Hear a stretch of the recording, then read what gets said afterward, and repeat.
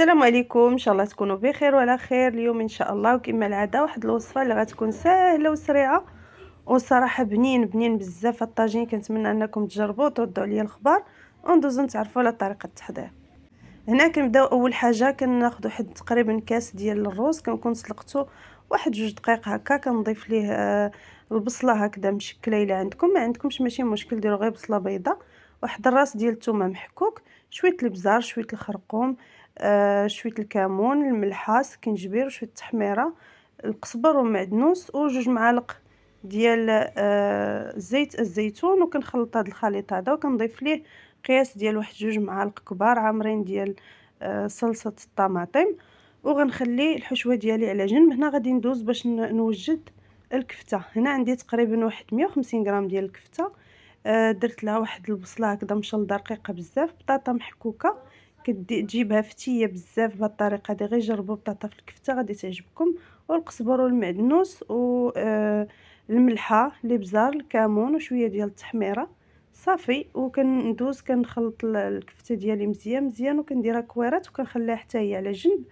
هنا غادي ندوز ناخذ الطاجين ديالي، غادي ندير فيه واحد شويه ديال الزيت، شويه ديال زيت الزيتون، وبصله مشلده كما كتشوفوا، وضريس ديال الثومه محكوك، وغادي نضيف لهم الملح وغنخليهم حتى يتشحروا ويدبل لي ديك البصيله شويه. وغادي ندوز نضيف القياس ديال واحد 3 ديال المطيشات صغار اللي كنكون نقيتهم وقطعتهم هكذا رقاق، ولا 2 كبار صافي. وكنسد على الطاجين ديالي وكنخلي المطيشه حتى كطيب واحد شويه، تقريبا واحد 5 ديال الدقائق، على بال ما عمرت الفليفلات ديالي. هنا اختاريت انني باش ندير هاد الفلفله صغيره، هاد ميني فلافل كيجيو زوينين في المذاق وحتى في المنظر. وغادي نحلهم كما كتشوفوا، غنحلهم غير شويه هكذا من الراس ديالهم، وغادي نخويهم من الزريعه. وغادي ندوز باش نعمرهم الحشوه اللي وجدت من قبل ديال الروز.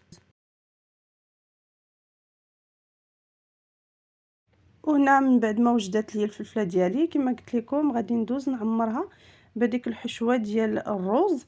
وما غاديش تعمروها هكذا يعني حتى تعمروها بزاف باش ما تطرطقش لكم ملي تكون كطيب.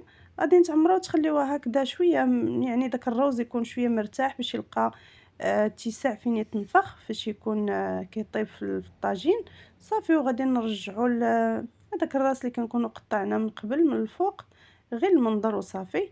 وهنا كنحلها كندير لها هكذا واحد الشقوقه، واحد الفتيحات هكا باش ما تفرقعش كما قلت لكم مع السخونيه. وهنا الصلصه ديالي كنزيد واحد القياس ديال 2 معالق ديال صلصه الطماطم، وكندير نستف الكويرات ديال الكفته، الفلافل، وغادي نضيف لهم هنا واحد 2 حبات ديال البطاطا كنقطعهم رقاق، والمطيشه هكذا سوريز ولا صافي يعني كتكتفيو غير بديك المطيشه اللي درتو في الاول وصافي. وكنرش عليهم واحد الرشيشه ديال القزبر ومعدنوس، وغادي نخليه يطيب على خاطرو. هنا واحد لاستيس باش تعرفوا، يعني باش بلا ما تبقاو تحلوا في الطاجين كل مره، كديروا له في هذيك الفتيحه ديالو من الفوق شويه الماء، يعني ملي كينشف يعني الطاجين راه خاصو الماء. وكما شفتوا راه ما كياخذش الوقت نهائيا، يعني تقريبا واحد 10 ديال الدقائق، 15 دقيقه على الاكثر. وكان الطاجين ديالي واجد وبالصحه والراحه، ونتمنى انكم تجربوه.